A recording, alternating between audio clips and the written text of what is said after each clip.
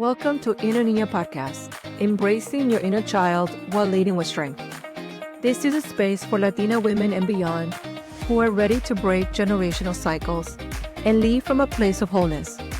Together, we will reconnect with the little girl inside, the one who dreamed big, felt deeply, and longed to be seen, and honor her as we step in fully into our power. Join me, Maria Benitez, for heartfelt reflections and empowering conversations about identity, healing, culture, and leadership. Each episode invites you to embrace your inner niña while leading with authenticity, compassion, and courage.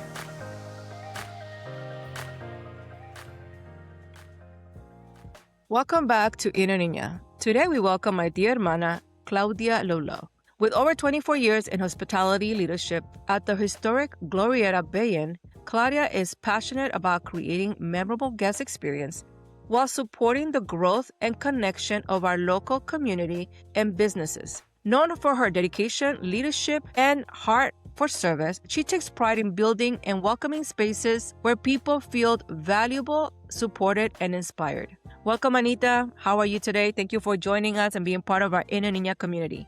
Thank you so much, Maria. Nice to see you. Thank you for having me today. My pleasure. So we've been fortunate. We've been hermanas with Mana de San Diego. That's how we met. And we're both very active in the community, a lot of community service. And she's actually does a lot more than just Mana de San Diego. She's very involved in the entire San Diego market.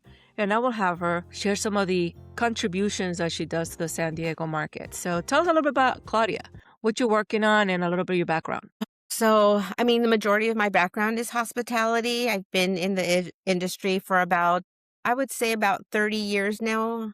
30 years now. And I've had a love for San Diego forever. I wasn't born here. I was born in Tijuana, but I've always been raised here in San Diego, anywhere from Coronado all the way to Imperial Beach, if you know the area. My background is largely historic hospitality. I love our preservation of our city. We have just such a great rich history. So the Glorieta Bay is actually my third historic hotel that I've worked in San Diego County. But first and foremost is, of course, the Hotel del Coronado. They were my stomping ground. Not only did I work there, I caused chaos there. As a kid, I ran around there and, raised amok. And so a lot of what I do with the city this last year has really been with the city of Coronado. I've stayed very connected to my Chamber of Commerce, and then I sit on the board with the Tourism District, being the interim chair right now and the treasurer. Outside of that, usually a lot of it is just donation.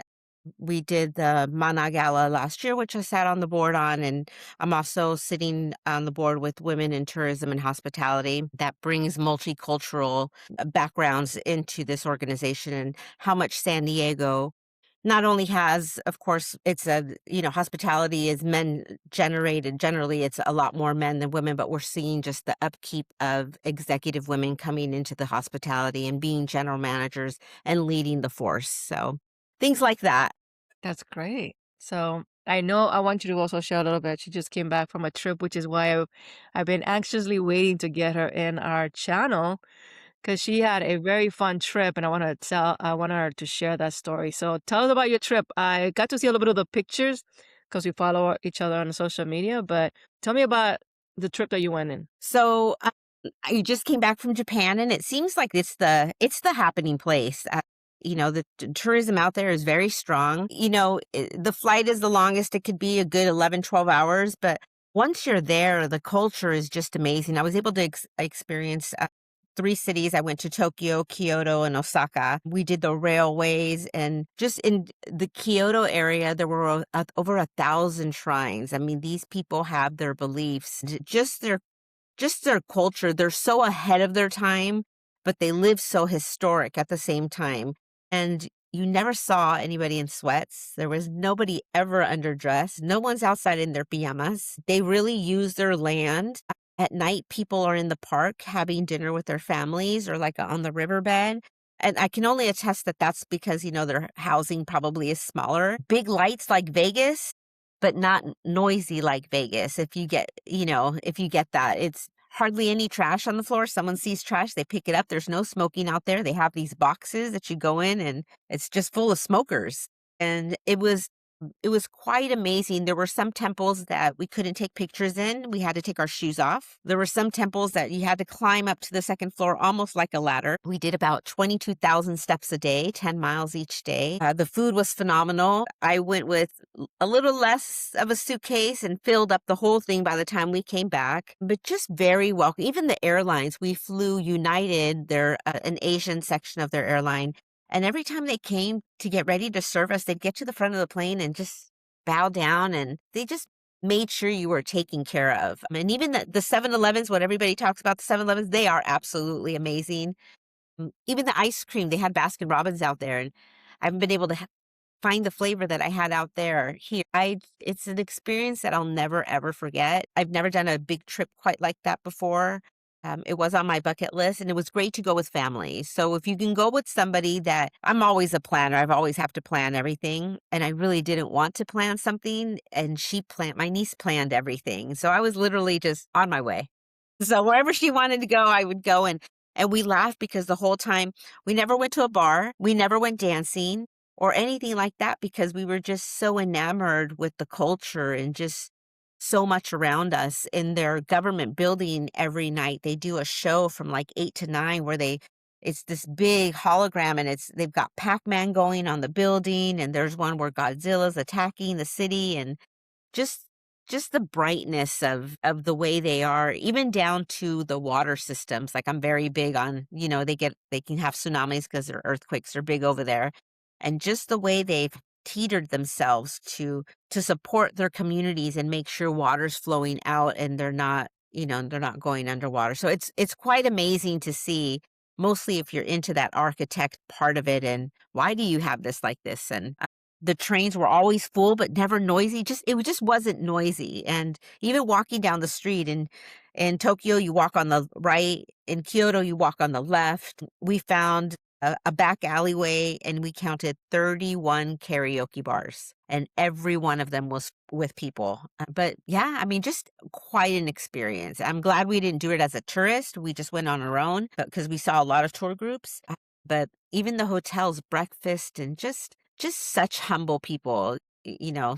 We're a laughing stock compared to them. I love our country, but we're a laughing stock compared to the way Japanese people are. Truly, truly authentic people. Oh, sounds like So fun. How long were you there? I was there 10 days. So just put it on your bucket list. If you have, we thought Europe first, but I'm so glad we did this. And the cherry blossom. So you really want to go between March and April because cherry blossom season is going. And then if there's an option, of course, to go to Disneyland. We did Disneyland Sea, which is next door. And we felt that was a bigger experience than we would have had at Disneyland. Even Disney, I mean, some of the girls were even dressed in the anime outfits, and they had the whole makeup on, but nobody was ever underdressed. And everybody that had a bag or a backpack or a purse had some little hanging animal on it. It was like the big thing. And of course, there's they have Gucci, they have Yves Saint Laurent, they have Louis Vuitton, and it's all like 35% off. So you can really do some damage shopping out there. It is nonstop shopping. Well, that's one thing I do have heard through social media, that go light and make sure you do the shopping over there. Buy the bag to come back over there because you're going to be able to find a lot more affordable, a lot of name brands there, and also Korea. There's a lot that they sell products, especially like facial products, skincare, right? Yes, there was a store called Don Quixote, and it was like 3 floors of everything. It was food, it was makeup, it was anime stuff, and then everything else. I think I bought for my children who are into anime, I bought a 30 pack of just different Godzilla figures that you would never find here. They also had stores where it was just coin machines, and it would be these little coin machines, but they were little figures. Like I brought like 4 of them that were the Little Mermaid that they don't sell them here. So even the casino was interesting. They were very strict tattoos, no tattoos. They'd rather you not show any tattoos. So I went with long sleeves the entire time out of respect for them.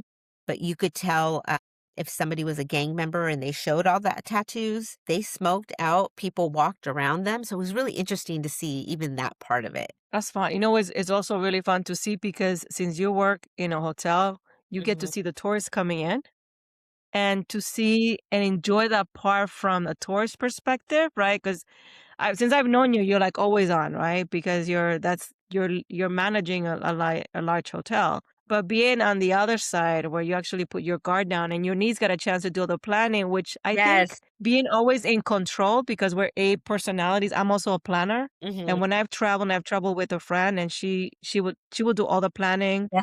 I will just tell her my wish list and I said, tell me what I need to Venmo you. And she had everything planned. And I get to enjoy more of those trips than when I'm have to plan it. If I have to plan it, I'm so stressed out. Yeah, and she's But really it seems like you my niece enjoyed it. is the only one. My niece is the only one that can pull that off with me. Because I trust her judgment, and she's actually she's an assistant principal over here at Southwest High School, and she just has this vision, and I've always admired that. She really sees things outside of the box. So when I travel with her, it's always an experience. One of our things that we do is we go to aquariums. So this is probably our fourth aquarium that we've gone together. And so we've made it a pact that when we travel, we're going to go to whatever aquarium we can go to see it. And, and it was interesting to watch her because I made sure I did hire a travel agent too to help us. And I made sure that all our hotels had breakfast in the morning. So at least we'd eat a little something. And she was on it. She's like, nobody's down there. Come on, let's go. And I would crack up. I'm like, no, but the food's there it's there till 10. It's okay. No, come on, let's be first. I'm like, "Oh, okay, let's go." And so that part was fun because I experienced her as a tourist in a hotel racing down for that breakfast. And now I understand why some of my guests do what they do. That's cute. That's cute. You said Correct. 22,000 steps daily. So you must be sleeping soundly every day. The time change, I did well on the time change over there, but when I came home, it took me about 3 weeks to get myself back together. So we left at noon and got there at like 9 o'clock at night.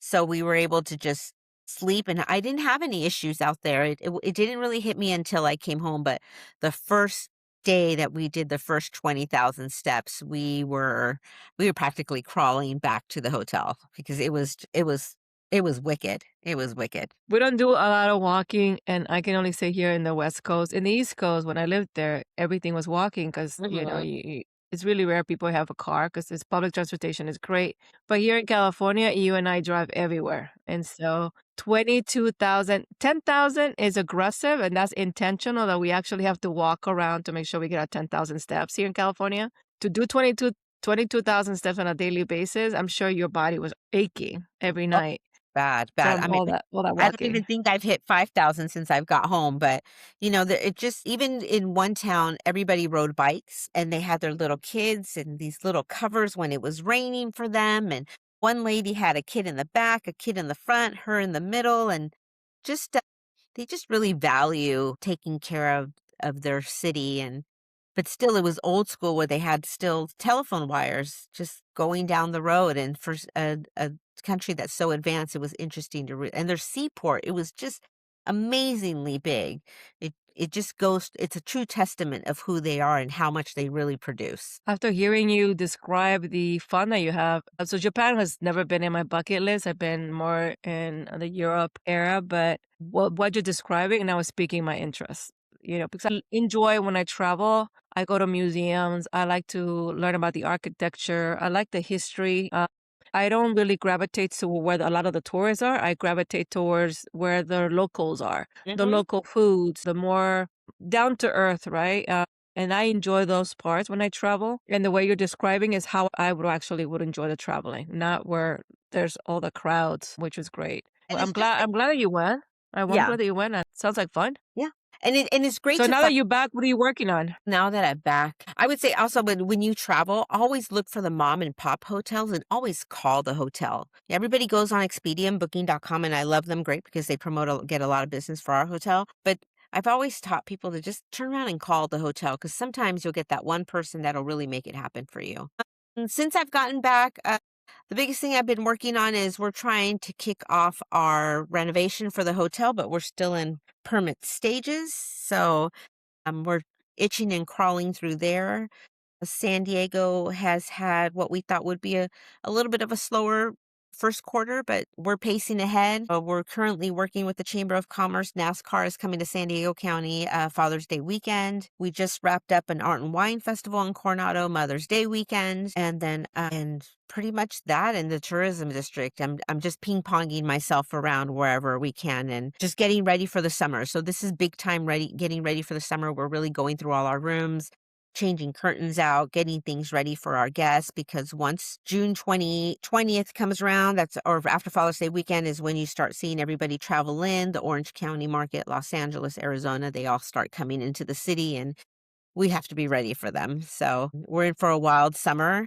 We're excited about it.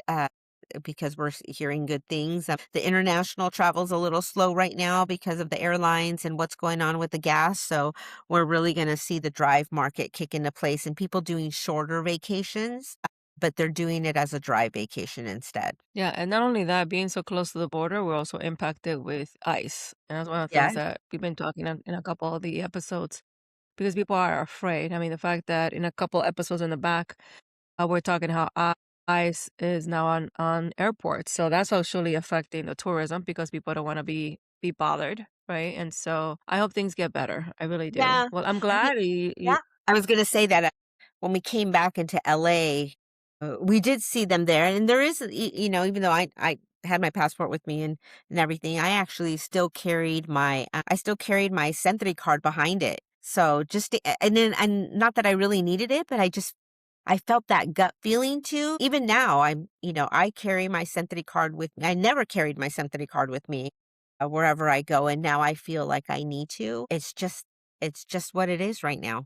It's just unfortunately what it is right now. Yeah, well, like I said, I hope things get better because we're so close. And one of the things that we also see because we're both part of the organization that does so much in our communities that are very heavily impacted, right? And I know that we've been working with the community to offer those protections for our families in need. What are you working on with the organization right now? You help when it came to the last event, but what are you doing? Are With you my part of any committee right now?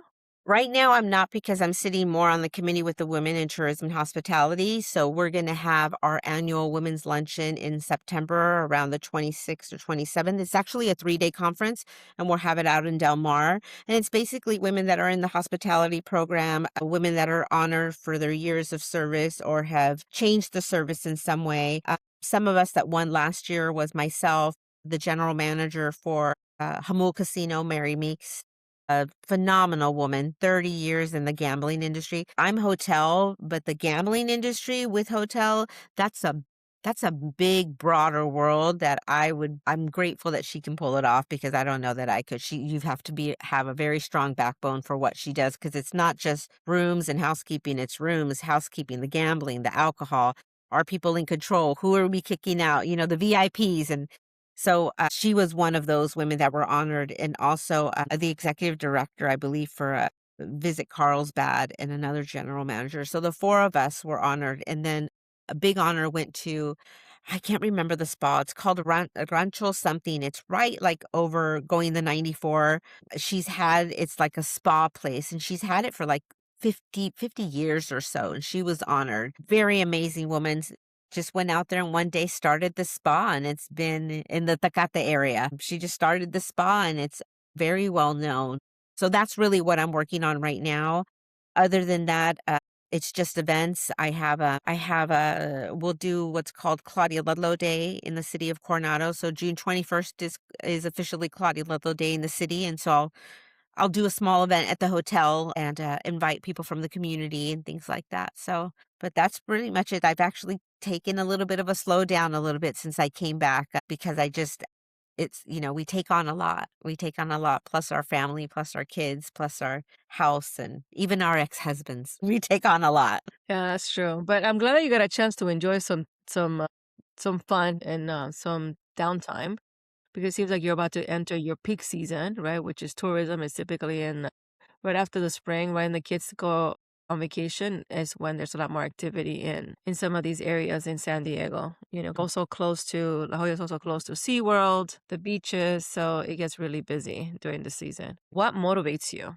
Truly, it's truly my family because they're my biggest champions. I am surrounded by women in my household. I'm also surrounded by women outside of my household, but the main four that are here are the ones that inspire me more because I know they're watching. I know they're watching. So, yeah, that and of course the good man upstairs that carries me through everything. Amen. So how many kids do you have, Claudia? I have a total of 3 kids. I have a son and 2 daughters, and my 2 daughters are with me, and I have my mom with me. I take care of my mom, and then my ex-husband actually lives a mile away, a mile and a half, 2 miles away from me, and so my son lives with him. They own a house over there, and so it's basically a nonstop back and forth. It just doesn't stop, and that's what's so fun of it.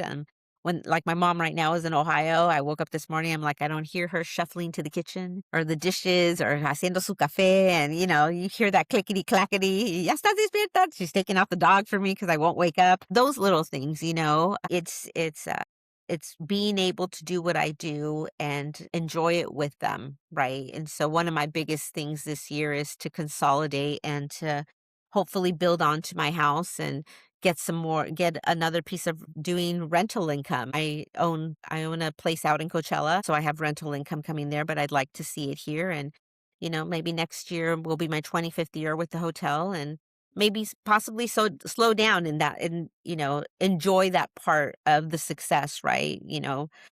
Be closer to home, take my mother to lunch, things like that. And my 17-year-old's about to graduate from high school next year. And, I really want to be close to her as she's getting ready to go to college. And I want them to have like their own place. And so that'll be the goal for me. Either I'll go back and forth in Coachella or, just so they can have their own territory. Because at the end of the day, everything I have belongs to them. They That's just have to true. That's carry me true. with them. Yeah, I just have to live with them. But I'll go back and forth. No, it's great. My kids live with me, and I'm okay with that. They get busy working and they go to school, Yeah, a lot of them can't and really afford it right it's now. So if we have homes, a lot of our kids aren't gonna really be able to afford a home anytime soon. So, I tell my kids, I know that you'd really love to move out on your own, but you have everything here. You're only paying 400 a month.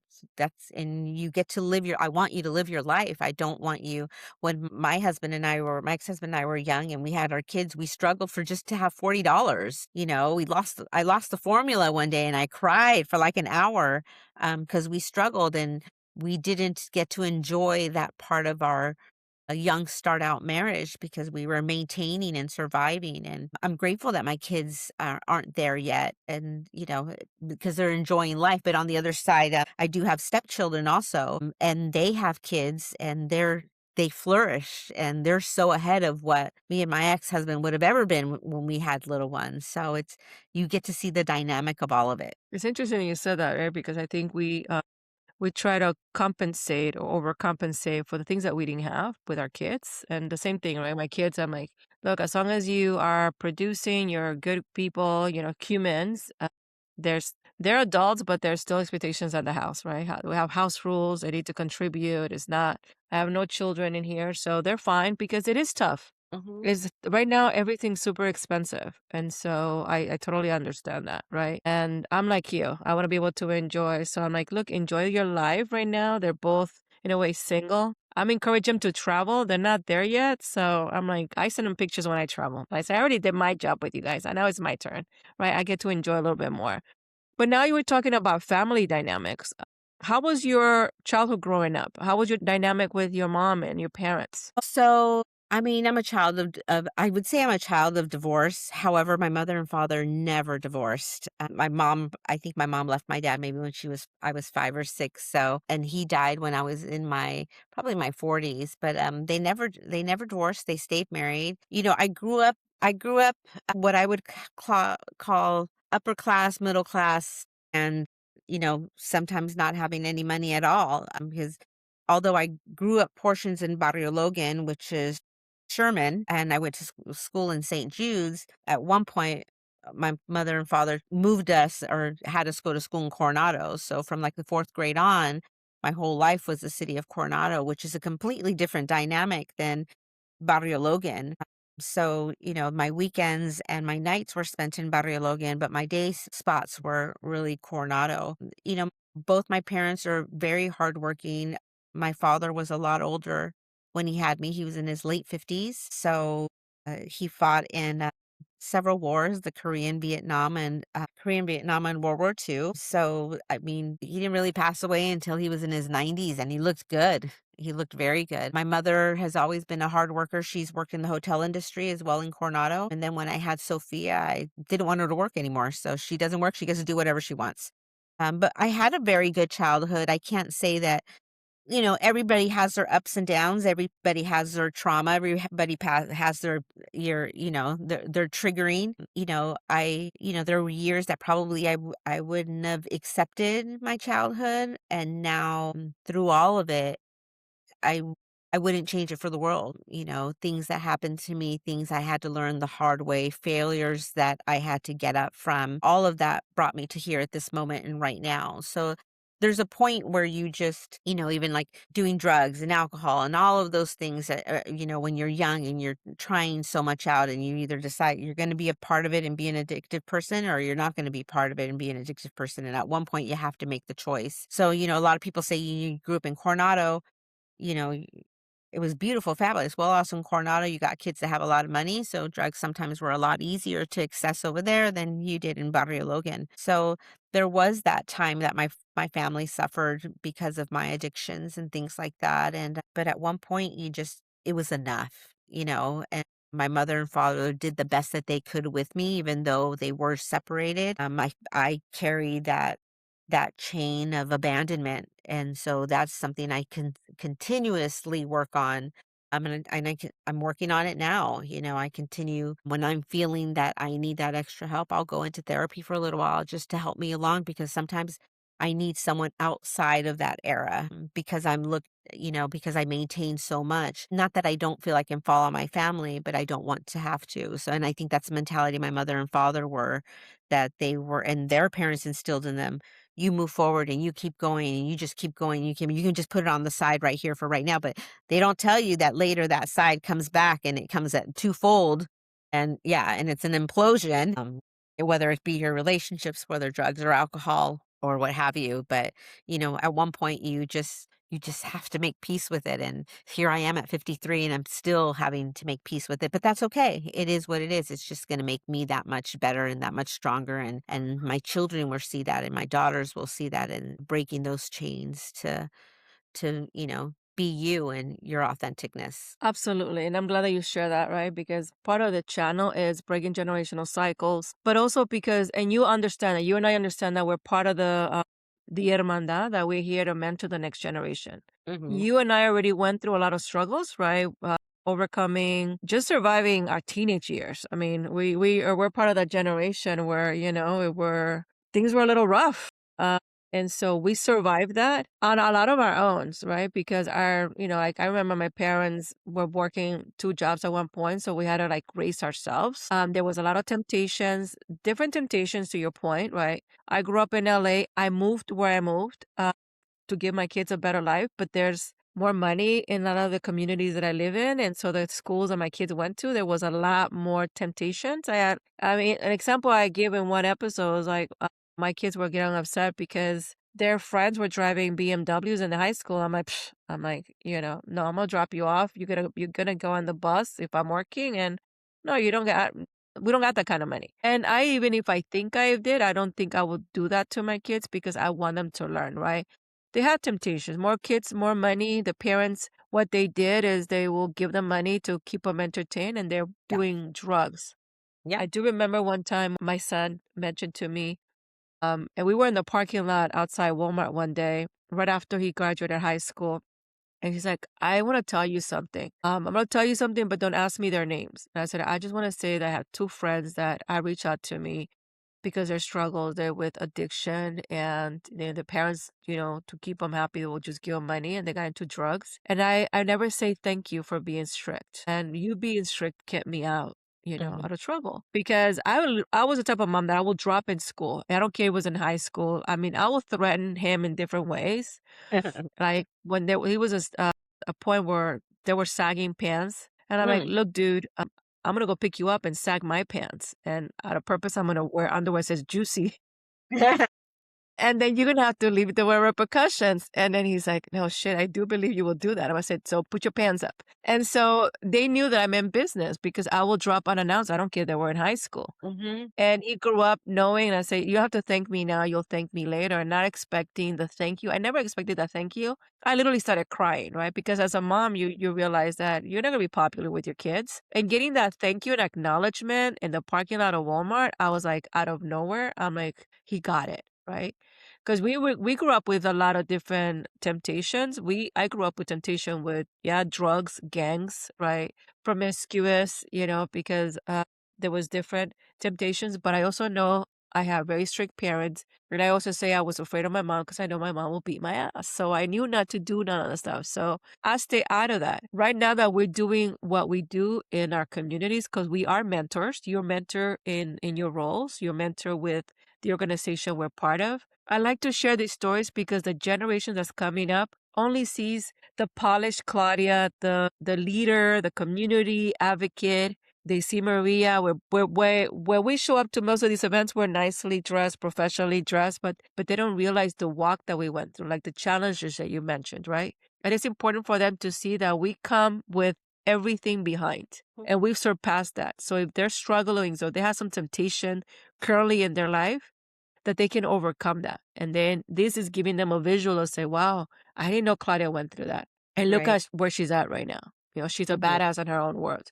And that's one of the conversations I recently had with one of my guests, because she's sharing the hardship that she go. And I said, I had to share my hardship when I was broke, raising my kid alone when I was a single mom, and crying myself to sleep because I didn't have money for milk or Pampers. And that put a relatable image, right? Because she's looking at this. I'm like, don't let this fool. This is hard work. To get where we at, to get where you're now able to enjoy your beautiful vacation, you paid your dues, right? And that's kind of like the image I'm trying to give whoever's watching, who's ever listening, that this is a possibility, right? Yeah. It's so funny that you say that because, we are all so polished. But if I turned off my screen right now, you'd see the pile of clothes sitting to my right. And I haven't made the bed today. And probably from the waist down, I'm wearing sweats. But, because it's our authenticness. It's who we are. We are not perfect. We don't live perfect lives. But, we do what we can to stay humbled and stay ahead. One of my biggest things for me is always making my bed in the morning, because for me that's like the first accomplishment of the day. But at the same time, the weekend's here, and I know I've done a lot, and you know what, that pile can just stay there a little longer, and that's okay, because I don't, it's the moment sometimes if I wake up in the middle of the night and I can feel everything coming down on me, and I'm like, oh, I got to clean out. I got to clean. But you're right. We walk in ready into a room. My cousin said that once to me. He said, you walk into a room and you demand everybody to look at you without even saying a word. And I don't know how you do that. And he's like, the only other woman that's we've ever seen do that is our grandmother. And I've never thought about it that way, because I don't ever feel like I walk in that way. But it happens. I walked in late to a meeting on Wednesday or Thursday, and it was like 125 people. And I walked in, and people were speaking in the front, and it was at the entrance. So I kind of glided in, and they're like, oh, look, here's Claudia. I'm like, I'm sorry, I run a hotel. And, they all laughed, but a lot of them came up after, hey, how are you? And I'm like, oh my gosh, I'm embarrassed, but I love those moments too, because they know who I am. I don't live a perfect world, and a lot of them understand that I do work for a hotel, and anything can happen at any moment in a 24-hour period, 7 days a week. Like the night before Thanksgiving, all the water went out and the hotel was full. And I got up at 4 a.m, and the number one thing that people want when the water is out is they want their morning coffee. It's the number one thing that you cannot not have in a hotel is coffee. So I went to Starbucks over here at 4:30 in the morning, and they made jugs for me. And I sent someone else to Krispy Kremes because we couldn't make breakfast, and we just slammed everybody out. I broke out bottles of champagne, and so we adapt and we move. And half of the building did have water. So I took 5 rooms, and, every person could take a shower, go in, re-clean the shower up, get them in there. And, and somehow we roll with it. And but you also have these great supporters. California American Water came in and they piped us in through the fire extinguisher line so we could at least have some water by 10 o'clock in the morning. But but we evolve, and it's the people that surround us that help us evolve. If I can call my main contact from California American Water without having to call the 1-800 line, well, then that's beneficial, right? I mean, that's where you can want to have those kind of backgrounds and backup plans. But it's the evolution of us of always figuring out and so people understand. I'm like, if I can't be there at 2, it's because something's happened at 1:45 and someone's in my office. And, people can just roll into my office, and I have to be able to quickly shift gears, quickly shift my schedule and continue on, because at the end of the day, the guest is the priority, although the city is too. The guest is the priority, because without the guest, I don't get paid. The city doesn't get their tourism tax, and we can't evolve. So I make it a priority. The top 3 things for me at the hotel are my staff, the guest, and then the money. And, once I have that all in control, then I can continue to come and do these things over here. But there are lots of moments that I have to walk away from the community and say, hotel first, this is what it is, and this is who I need to be right now. That's right. Good point. So if they ever want to reach out to you or the hotel, where do they go? Who, the guest or the Yeah, let's say community? people are interested in visiting your hotel. What do you recommend? I always recommend people going to the website first, and then a lot of times San Diegans get local discounts with me. So if you remember, the way I personally remember people, if they get to me, is just tell me our experience, because I'm not going to remember your name, but just tell me our experience. Sometimes I get guests text me, hey, Claudia, is me. I'm like, no idea who you are, but I'll look in the history. I'm like, oh yes, that's how I know, because we had this experience together.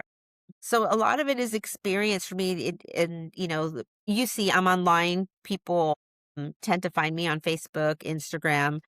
But the majority is going to the website and just seeing the city of Coronado in general, because it is truly quite a gem, just like a lot of our cities. But that is the best way. I always tell, like I said earlier today, you want to go to a hotel, you always go to that hotel's website first, because sometimes that hotel's website will be a lot more affordable than going on booking.com. We all sell our rooms to booking.com and Expedia. They make commission.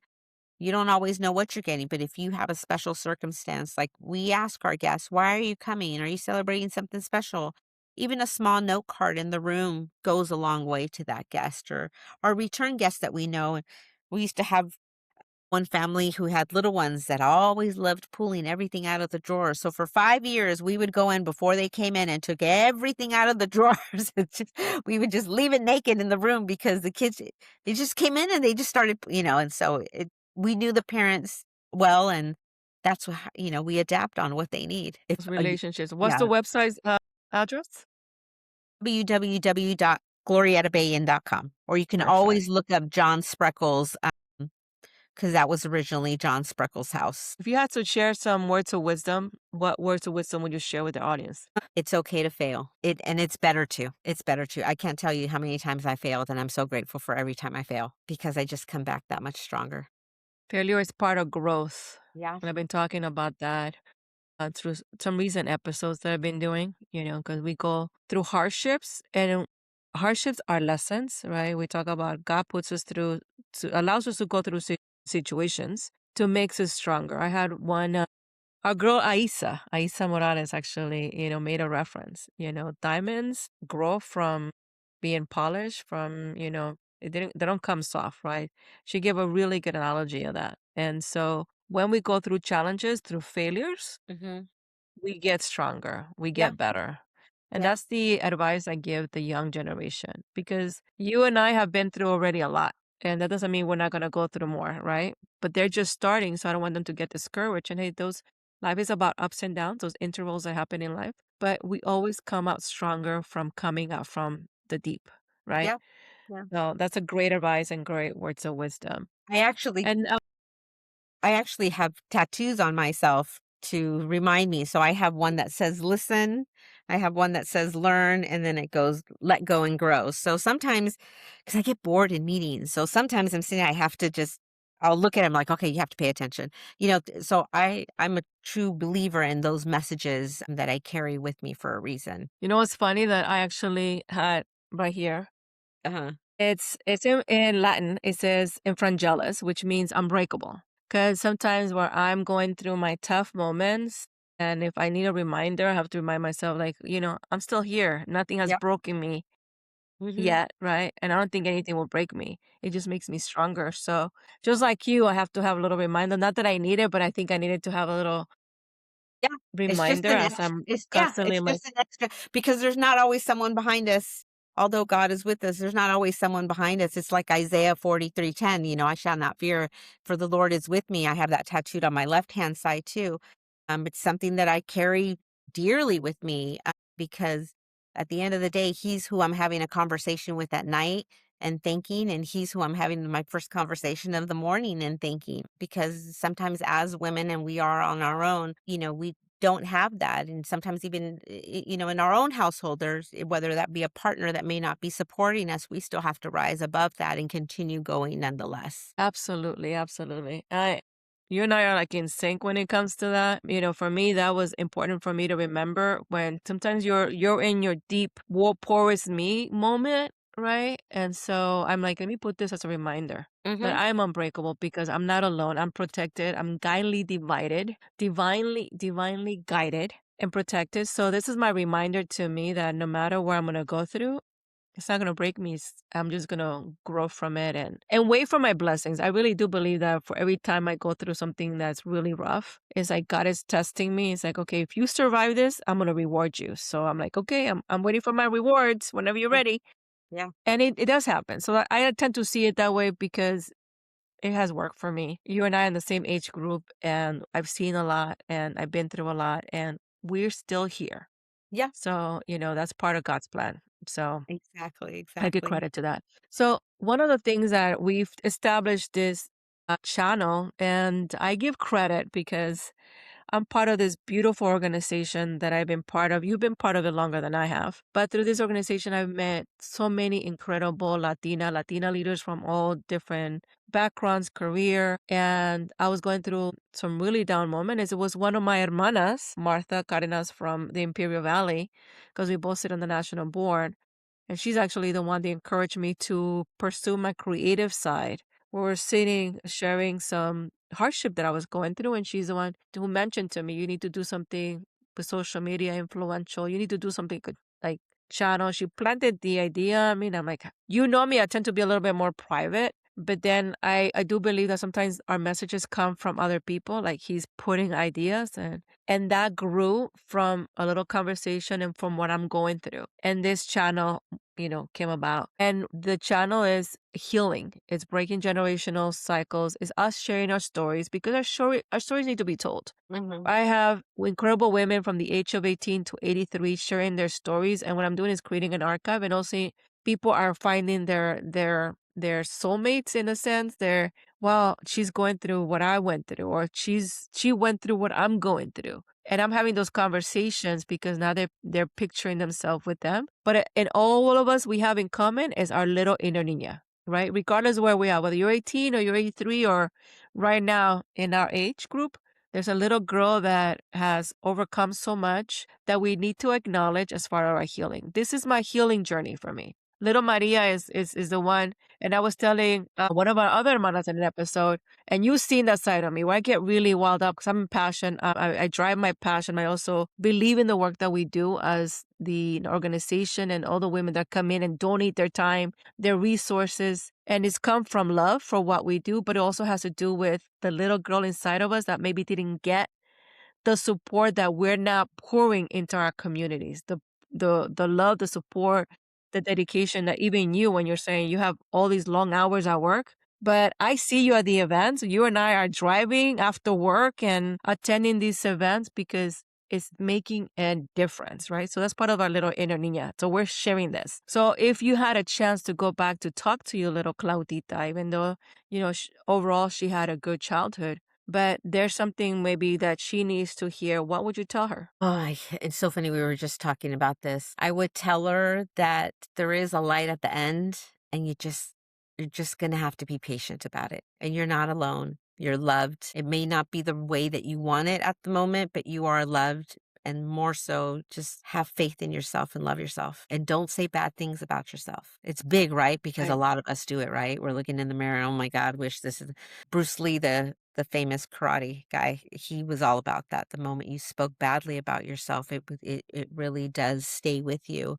You're your biggest critic, right? So for every negative thing that tries to pop into my head, I gotta go two steps forward and say those positive things. But as a child, I really wish that that would have been a message to me, a hug, and it's gonna be all right. We just gotta be patient with it, and it'll change. Things will change. Things will get better. I love that you said that because I've seen his episode where it says, when you speak to yourself, Yeah. it's an affirmation.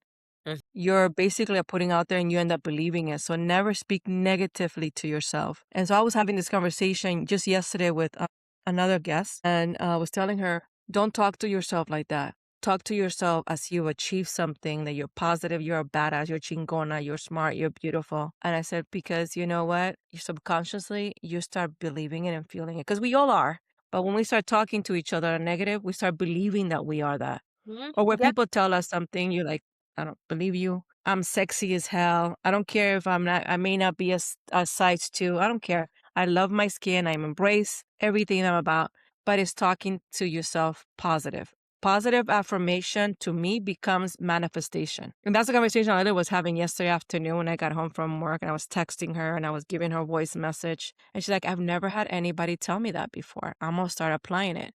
And I'm thinking, I need to go buy her a book of affirmation. So when she's thinking and those thoughts start popping up, she can pull it out and start reading it so she starts believing it. So I love that you said that Yeah, and because that sometimes is a Bruce Lee yeah, way of it's a thinking. Bruce Lee line, and also, like, for me, it's I think my number one prayer is my serenity prayer, and I can't think about it right now because I'm on the spot. Oh, yeah, God grant me the serenity to accept the things I cannot change, the courage to change the things I can, and the wisdom to know the difference. It's all in one shot, and sometimes that's my go-to. Whether if I'm having an upset night or anything like that, it's that reminder that the wisdom will come. It may not be here at the moment, but you don't have to make this. I think in the last month, I've had to be told or realize that you don't have to be reactive. You can take that 5 seconds, 5 seconds back. And so I try to now watch myself and giving me a 10-second leeway before I even make a decision or if I'm angry to react. And reactiveness has been I would say that's probably my biggest kryptonite and staying that calm, cool, collected. And when I applied it this last month, it saved me. It saved me greatly staying calm, cool, collected because I could have been in a bigger situation that I didn't want to be. I love that. I love that. That is great. That's a great advice. I do the same thing because I think I also can be impulsive. So what I do when before I get into any situation, I talk to my angels, Hmm. and we all have free will. So what I've been doing is I really ask them. I said, please talk on my behalf. Give me the serenity. Quiet my mind. Quiet my mouth. Yeah. Because I'm quick sometimes, and sometimes that The can foot get us in comes right trouble. in mouth. So I've actually been applying that, believe it or not, and I'm been surprised that I've been like quiet, literally, and I just like I give you permission to intervene. I give you permission to speak on my behalf. I've been doing that lately, and it's gotten me where I'm not getting myself in trouble because I want to be spontaneous. And so when I ask for help, and I have that, it's more of a spiritual thing, and that's one of the things I also talked about. That I understand I've always had guardian angels with me since I was a kid because I go back now that I'm in my healing journey. I'm able Mhm. to identify, oh my God, I could have been kidnapped. I could have gone through this. But now I realize I wasn't alone, even though I was a 5-year-old, 6-year-old by myself. And I realize now that I really wasn't alone. So that's kind of like my aha moment in this process. And now since I know I'm not alone, so if you see me talking to myself in public, people don't think I'm crazy. It's because I'm actually maybe having a conversation with my guardian angel. But I've been using that because it's helping me kind of get Center into yourself. a peaceful Mhm. mindset, right? Yeah, absolutely, and it centers So you. it works. Yeah, absolutely. Yes. So listen, I'm learning stuff now at this age, but I wish I had this kind of wisdom when I was in my 20s and 30s, but I realized that was just my learning chapters. Yeah, So now I'm exactly. applying what I've been learning and hoping that I can also teach some of these things that I've been learning throughout my time and helping others maybe get there sooner than I did. right? That's kind of like what I'm hoping for with what we're teaching now, our girls that we mentor. I love Well, that. on that note, I want to say thank you, Claudia, for joining us today. I'm so glad that I finally got to be able to connect. And I still need to connect with you. So whenever I get a moment, I need to make my way to San Diego. So I need to go through your picture gallery of your trip so I can get more inspired to go to Japan. And then we connect Yes, so you can tell me a little arigato. bit more Yes. about your trip.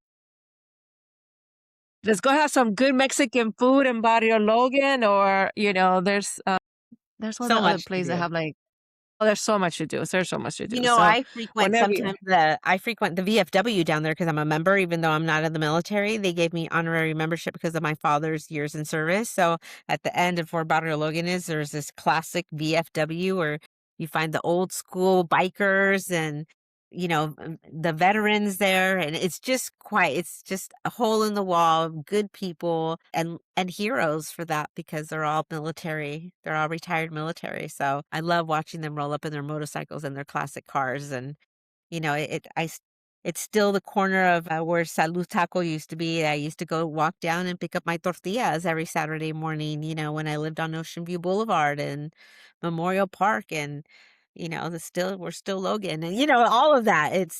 I love that part of my life. I mean, I think I'm very lucky that I had a family that helped me adapt to anybody because I've had to sit with some very powerful people, and I look at that person, I'm like, you're just that person. Don't talk to me about this. I just want to see you. And now those are the relationships I like to grow. I don't care that you're a lawyer. I don't care that you're the mayor. I don't care about any of that.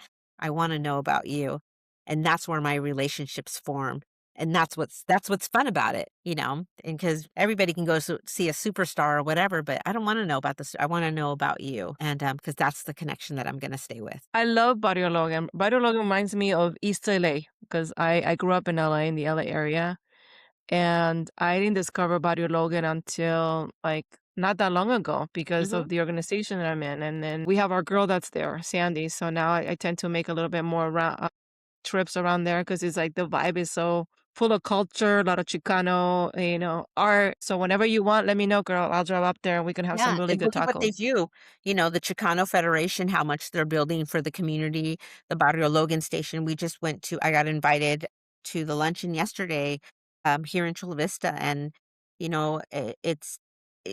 they need a new pool. The kids need a new pool that's been down for about a decade. And, they're raising money for it. And the Chicano Federation really steps forward to do what their mission statement follows. They just had a retiree that's been there for 55 years, and she's been all over Barrio Logan, and she loves her community. And, we want to strive to see it continue to grow, and mostly for our youth in that area because they absolutely need it. Yeah, absolutely. There's a lot of culture, a lot of history, and it needs still a little bit of love, right? Yeah. Because they're still struggling, but it's beautiful. It's beautiful. The culture, you get like a really nice vibe. There's certain times a year where I think it's more colorful, like a Cinco de Mayo for sure, El Dia de los Muertos for Halloween. Yeah. It gets like the whole block becomes like these beautiful, cultural, vibrant colors. Yeah. I love it. So, but I want to go explore the one you said with like the motorcycles, the maybe the low riders. Every Events. Saturday, I haven't Sunday been to one night. of those events yet. Every Saturday, Friday, Saturday night. Saturdays? Saturday and sometimes Sunday evenings, they have some kind of little get together for the veterans there. But you'll see them Saturday night at the corner. You'll see them start rolling up, and you'll see the classic low riders outside because they're bringing them while they're there. Yeah, pretty Nice. amazing. All right, well, girl, call me, and then we'll get together. I'll go up there. I love All it. right. I love it. So thank you, Claudia, for joining us today and sharing your story. To our listeners, thank you for Pleasure. listening and holding space for me. I am Maria Benitez, and this is our journey together. Until next time. Thank you. Love you. Bye.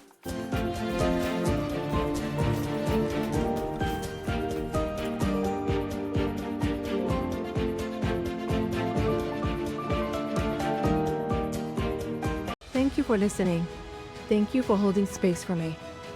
And thank you for allowing me to walk beside you as you heal your inner Niña.